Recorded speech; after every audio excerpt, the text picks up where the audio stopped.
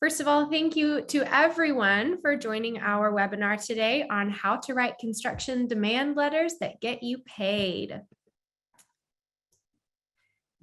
As I mentioned just a moment ago, my name is Carah. I'm a construction payment expert here at LevelSet, and we also have Brion Berkley, a construction attorney. And Brion, why don't you tell us a little bit about yourself? All right. Good morning or good afternoon to everybody, depending on where you are. My name is Brion Berkley. I am a construction law attorney. I also teach construction law for the contractors state licensing schools in the state of California. I was previously a mediator, court mediator in small claims courts and also unlawful detainers, that's evictions in California. And prior to all of that, I was a contractor since 2005, a general fee contractor, and have had to write a number of demand letters of my own while I was a contractor. All right.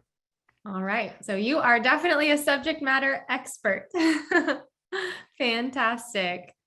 Okay. So why don't you give us just some basics of a construction demand letter? All right. A demand letter is basically an objective argument as to why you are entitled to whatever it is you're demanding. In your case, it's going to be payment. You want to have your demand letter be reasonable.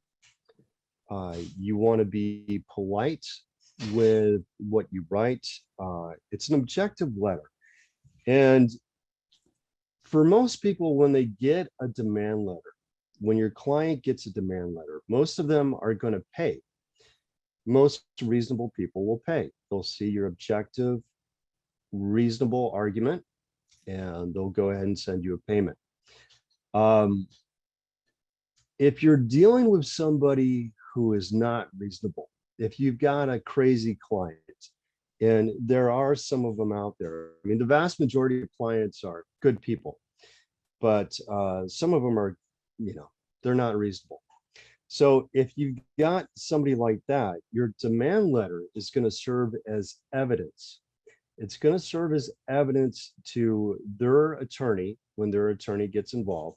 It's going to serve as evidence to the trier of fact, which is either the judge or jury, that you tried the best you could to provide the client, the homeowner, the opportunity to pay what you are owed. And it's going to clearly express why you're owed what you're owed. Since it's you're stating the objective reason why you're entitled to what you're demanding, it's very clear. It's very important to be very clear in what you write. And you want to be very careful in what you write. Awesome. Perfect. I think that's a great overview of what a construction demand letter is and hit some basics. So the next question is kind of just another overview. We went over most of these, but I also like the concise amount of a payment dispute and having that in there as, part of your evidence, as you said. Mm-hmm. Okay. Yeah. And what types of demand letters, what types of payment can demand letters include for us? What types of payments can it include? Yeah. Well, it depends on the phase of the project you're at. If you've got a contract and you've got a scheduled payments and there's, a lot of payments have gone by, and they've paid all of them, but all of a sudden they stop paying. Okay, it's like, what is the reason that they stop paying? Do they have a legitimate reason that they stop paying? I mean, did you do some horrible work? Or are you passing all your inspections and then for whatever reason they stop paying you? Maybe they don't have the funds. At that point, you can send a demand letter saying that they have to bring their account due. But I don't know about other states, but in California, there are certain requirements that you have to comply with when you send such a demand letter. And there's statutes that you have to comply with. If it's at the end of the project, which is usually when it happens, when you're sending out a demand letter at the end of the project, you're sending it out before you have to file a mechanics lien or before you have to get the attorneys involved. So it depends what kind of demand letter and why you send it out, depends on the phase of the project. Has it been completed or is it not completed? And it's somewhere during the course of the project. Of the project itself. Yeah. So they're Yes. all very project based. Okay. Yes. Fantastic. So this might be a little bit lengthy, but how to write one? How do we write one and what do we do? And this is a little bit high level. We'll get into, for our audience here, this is a little bit high level. We'll get into some specific examples in the coming slides. But just from let's call it 10,000 foot view, how do you begin writing a demand letter? So how you begin writing a demand letter is you start at the beginning of the project. Mm-hmm. What I mean by that is that you start with your contract that you write, that you give to the homeowner, that you sign and that the homeowner signs, should be very clear about the obligations of the homeowner and your obligations as the contractor. So to start at the beginning, what does your contract say? There's basic elements of contract formation. Doesn't matter what the contract is. If it's a construction contract or any other kind of contract, there's basic requirements that are included in a written contract. And those include parties, that's you and the homeowner, the subject matter, for you it's a construction contract, the price, how much they're supposed to pay you, and the time of performance. So you want to include at least those 4 elements in your demand letter. You're saying, hey, Mr. Homeowner or Mrs. Homeowner, you and I had this contract. We signed this contract in such and such date. It was for the subject matter of what? Per the plans, for the estimate that you provided on such and such date. And it was for the price of $10,000, $1 million, whatever it was for. And the project start date per the contract was approximately such and such date, was to be completed in a certain amount of time. I completed it within that amount of time. If you didn't, this is the reason why. These are the change orders. Per the change orders, this is why it was extended. You include that basic information in the contract. That's the basic for your demand letter. Great. Oh, I apologize, Brian. No, go for it. I was just going to say we have a question here in the chat box. Gina says, what if there's no official contract, only email communication? What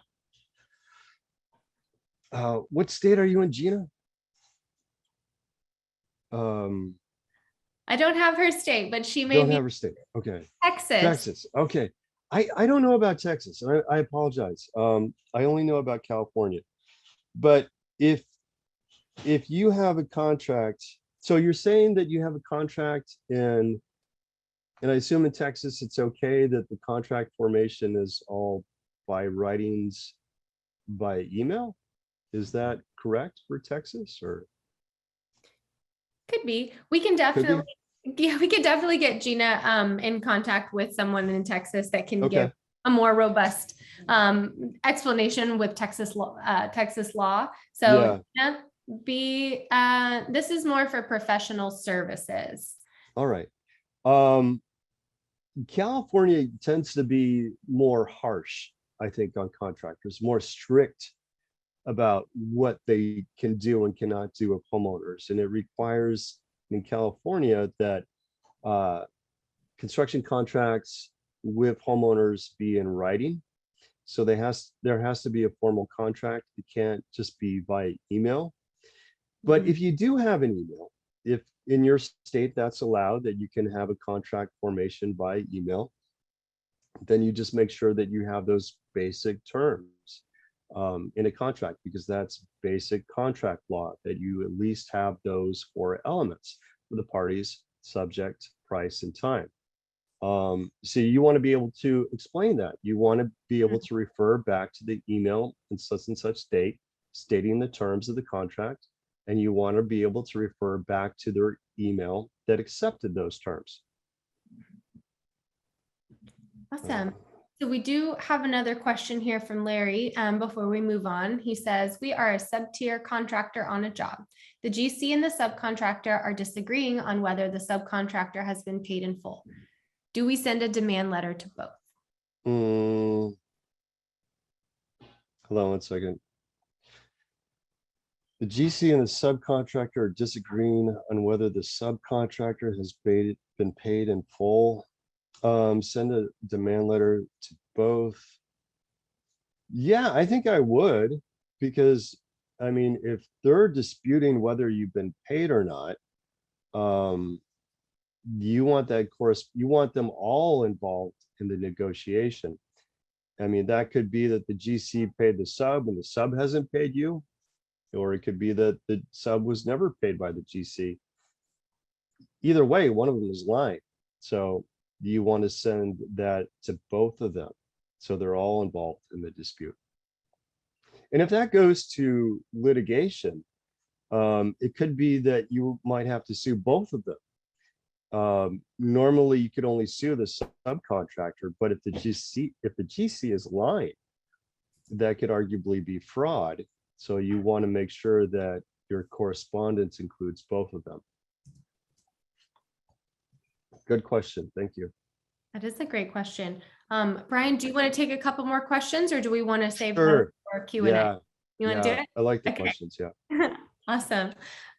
So we work for commercial properties and contractors. Will the same elements still apply?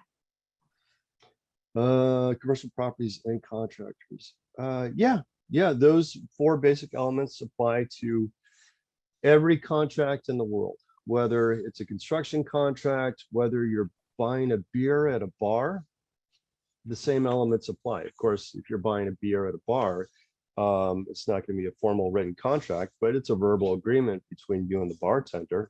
Could just be based on your actions, but those 4 basic elements apply to every single contract. Sorry about the background noise, if you hear some background noise. Oh, that's okay. I can't hear anything. So oh, great. You're all good. Awesome. So I'm going to read this question aloud, but if you also want to read it to yourself, go for it. Similar question as Gina. I'm a construction manager in California. Without a contractor's license, I don't think I can pre-lien or lien a project. Beyond the demand letter, do I have any other remedies besides getting an attorney involved? Well, Ricky, you're a construction manager in California. Yeah, you probably want to get an attorney involved, because you might be able to argue breach of contract. It depends on who you're dealing with, and it depends on your role as a construction manager. Were you just helping the homeowner out by managing the project, or were you actually installing something? Were you actually doing physical work on the project? If you were doing physical work on the project and you do not have a contractor's license, you may be exposing yourself to a lot of liability if you try and pursue a legal remedy. So you definitely want to talk to an attorney that specializes in construction law before you send out a demand letter. Okay, thank you. Good question. Yeah, that was a great question. Okay, so we have one here about liens. Says, please explain the number of days for filing liens and perfecting it in California. Okay, generally, you've got 90 days to file a mechanic's lien in California. But that can vary. That can vary depending on if a notice of completion was filed by the prime contractor, general contractor usually, or the homeowner. If they file the notice of completion, it shortens your day to file a lien. It shortens your time frame to file a lien, excuse me. So if you're the prime contractor, it shortens it down to 60 days. If you're a subcontractor, it shortens it down to 30 days. So you want to get on that as soon as possible.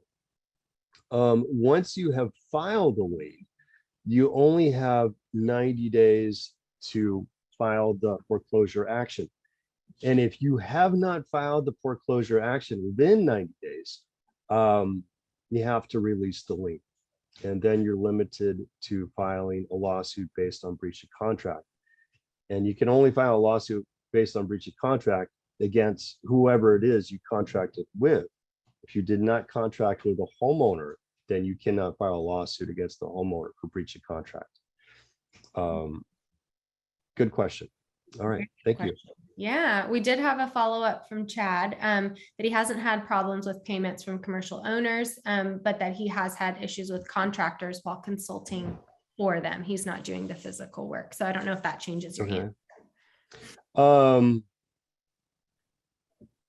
If you're consulting for them and not doing physical work, you're probably good to go for filing a lawsuit against those contractors.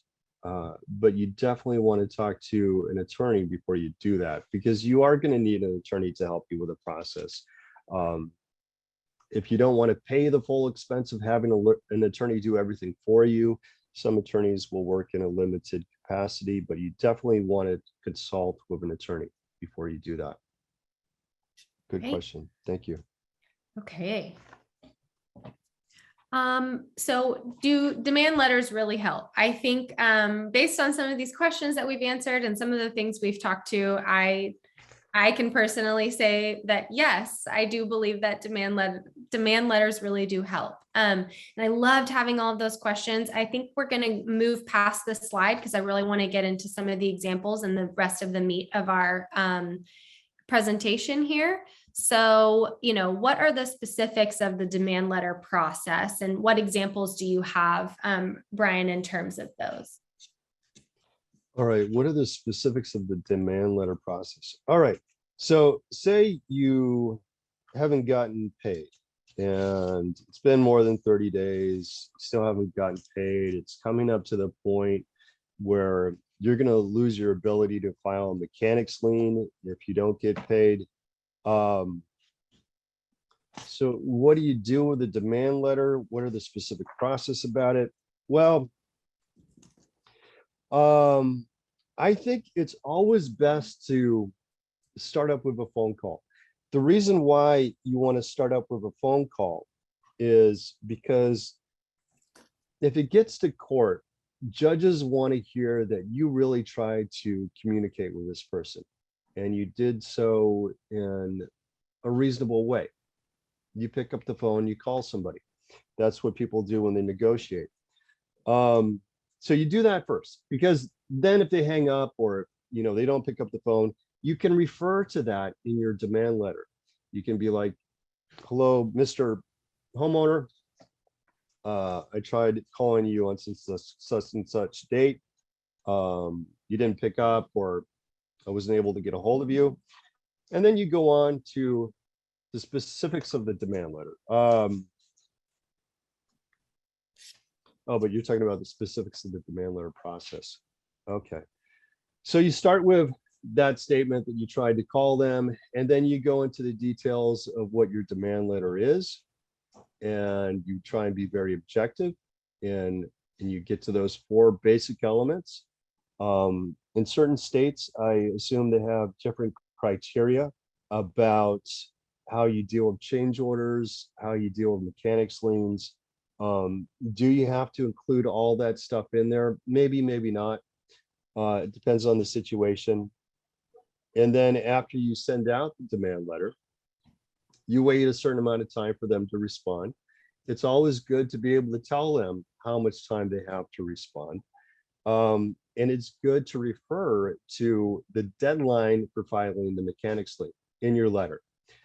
In part, why you want to do that is because you're putting them on notice that this was the completion date. I have X amount of days to file the mechanics lien. If I don't get any response from you, I'm going to file the mechanics lien. And you do so in a very polite way. You don't have to be rude about it.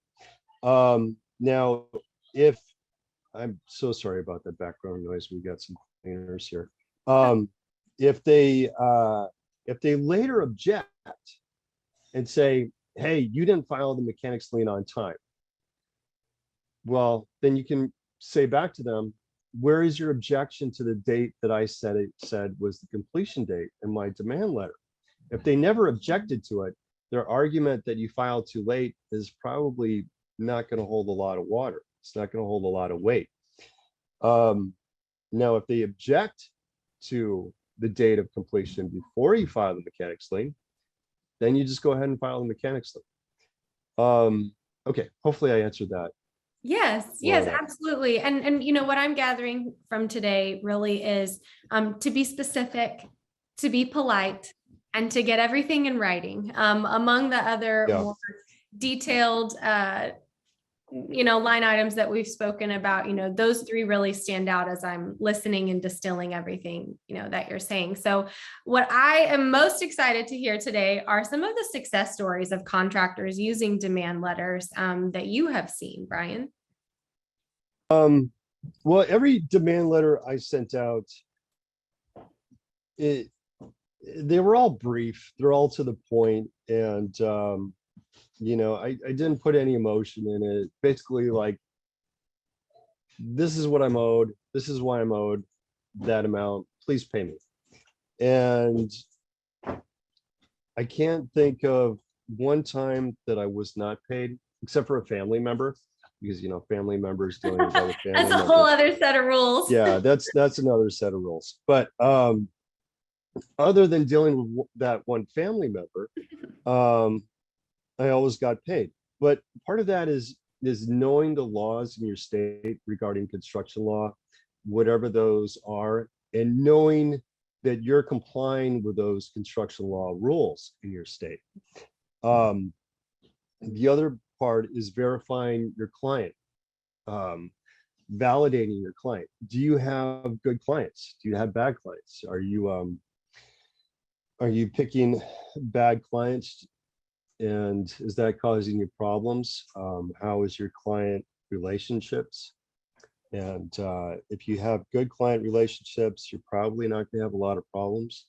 But there are always some crazy people out there. You're going to come across them. The longer you're in business, you're going to have a few crazy clients.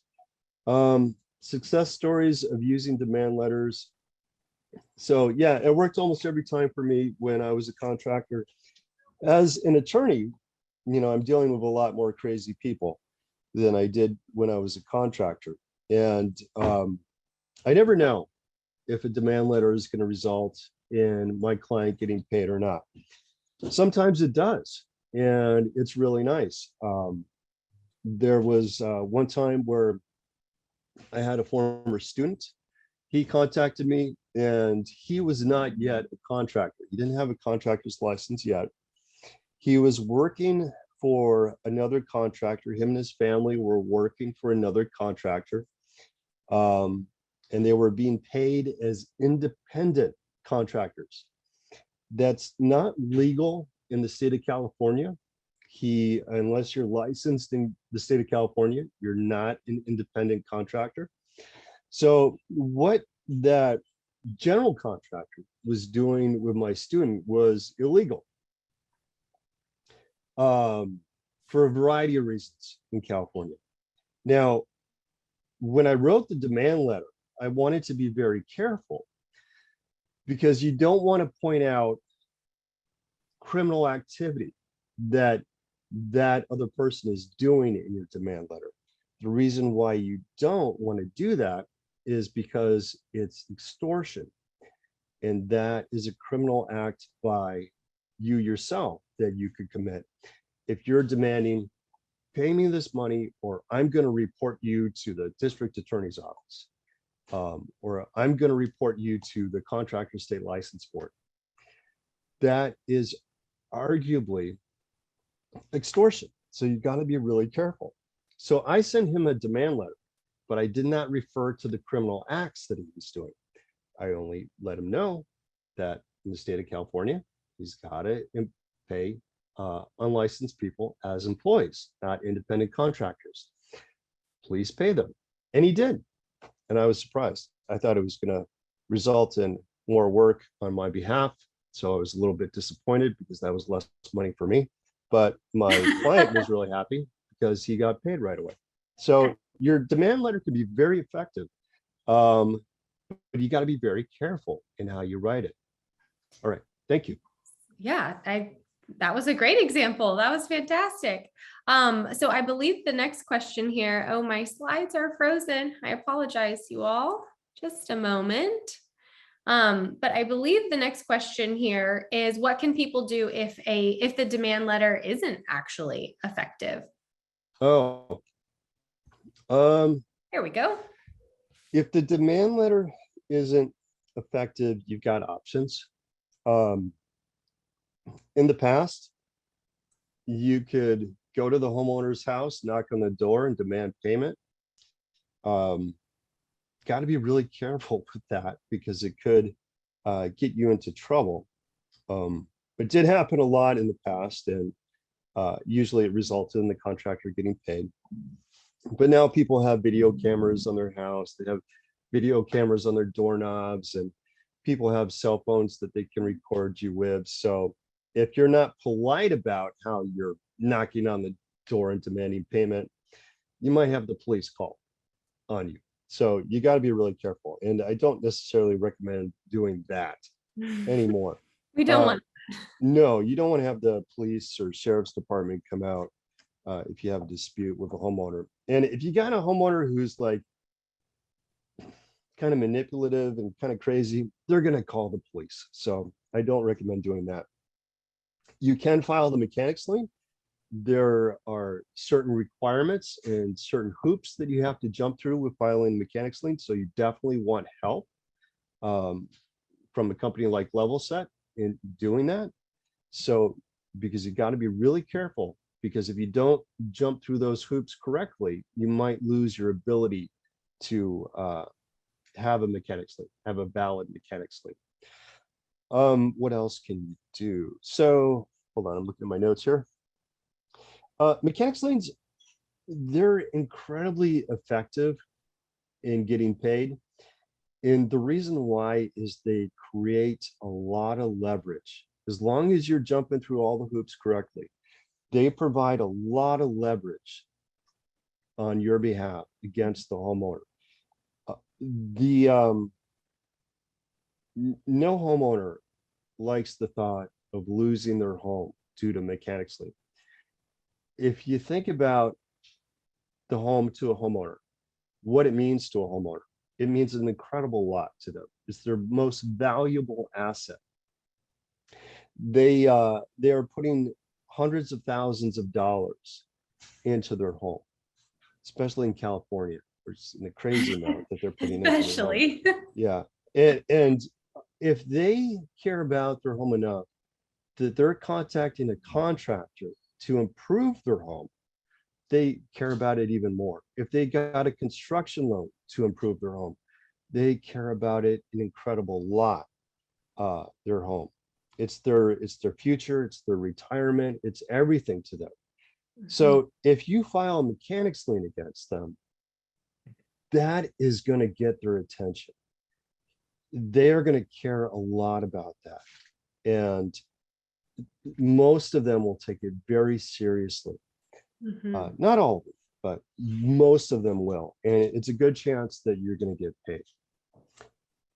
But you got at least in California, you've only got a certain amount of time to do it, to either get paid or file your lawsuit. So if you don't get paid right away, or if they're not calling you up and wanting to negotiate, then you definitely need to contact the attorney quickly.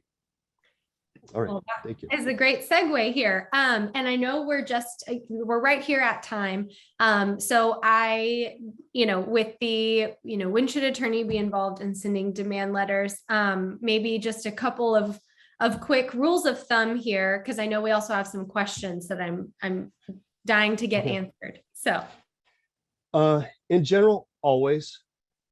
And what I mean by that is you want an attorney to review your demand letter. If you get to the point where you have to send a demand letter out to a client, things are not good. things are not great. So you want to, when you write your demand letter, you want to sound reasonable, objective, and polite, but you need an attorney to review it. I think it's always best to have an attorney review it, because you don't want to put in stuff there that's going to get you into trouble. And a construction law attorney can make sure that you're writing it in a way that's not going to get you into trouble. You can expect, if the client is crazy and they, instead of paying you, they get an attorney and they want to say they're going to sue you instead, you want to make sure that when you send out that demand letter, there's no grounds in the demand letter that would result in you getting sued yourself. So I think it's always best, unless you're got a really strong knowledge base in construction law, unless you're entirely confident in what you write, in general, it's best to get an attorney involved to at least review it. You don't want the attorney to send it unless it's absolutely necessary, but you do want an attorney to review it. Thank you. Right. That's fantastic. So let's see here. We do have a few questions. Let's start with this one because I think that it is a perfect segue into what we were just talking about. And that is Reextortion. I'm a material supplier. When I send demand letters, I include a blurb that says, when I proceed with lien, I also proceed with complaint with Board of Contractors as applicable. Is that a bad thing? I apologize for my tripping over those words. When I send them demand letters, include a blurb that says, when I proceed, I also pursue a complaint with Board of Contractors as applicable. It depends on what you're saying. If you're saying, pay me this money or else I'm going to report you, that's arguably extortion. So you want to be careful in how you write it. Now, if that's totally fine in whatever state you're in, and if that's a basic thing that people write in the state you're in, just make sure you contact an attorney in your state that does construction law and see if that statement is okay. Do people in California, do attorneys sometimes write, hey, if you don't do this, I'm going to report you to the CSLB, that's the Contractor State License Board in California. Or if you don't do this, I'm going to report you to whatever authorities. Yeah, it happens all the time, but you're not supposed to do it. And there's attorneys who've gotten into a lot of trouble for that, like I believe his name was Michael Avenatti, I believe, an attorney in LA. He got into a big trouble when he demanded way more than his client was owed. And he said, if you didn't do it, he's going to report whoever to, I don't know, it was the IRS or the FBI or something like that.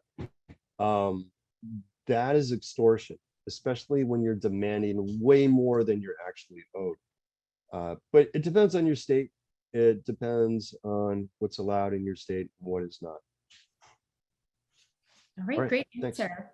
So I believe we have one more question, maybe two if we can get them in. Robert says, we are a certified disabled veteran-owned contractor, large prime contractor, and subprime used our certification, won the state multi-million-dollar project, and did not pay us any money to our company. It's been 22 months now, and both agree they owe us money, but we've seen no payment as of yet. This is in the state of California.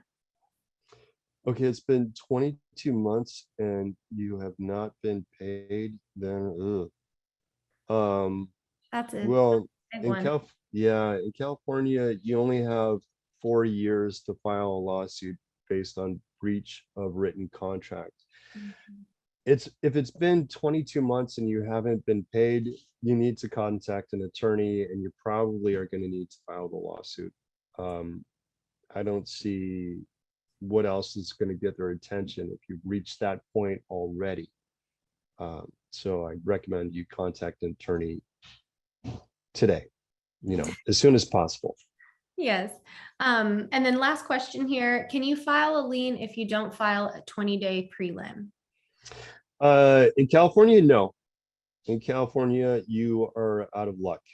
So I assume you're the subcontractor. And if you're the subcontractor, you never gave out a 20-day preliminary notice. No, you can't. If you're still working on the project, you can serve the homeowner with a preliminary 20-day notice, but it's only good up to 20 days before you served it. So if you did a whole bunch of work before those 20 days, that's not going to be part of your lien. So it depends a lot on where are you with the project. If you've already finished it, months have gone by, you're out of luck. But you can still sue the general contractor. You can still file a lawsuit against the general contractor. Good question. That is a great question. Well, we are a few minutes over time, but I am so grateful that there were so many questions that came through. I think that there were a lot of great answers, a lot of great conversations to be had. Thank you all so much for joining. We have a lot of collateral that's going to go out surrounding demand letters, lien law, et cetera, as well as some of the resources we have for you. So be on the lookout for those. Thank you. Jamil says, thank you to the host.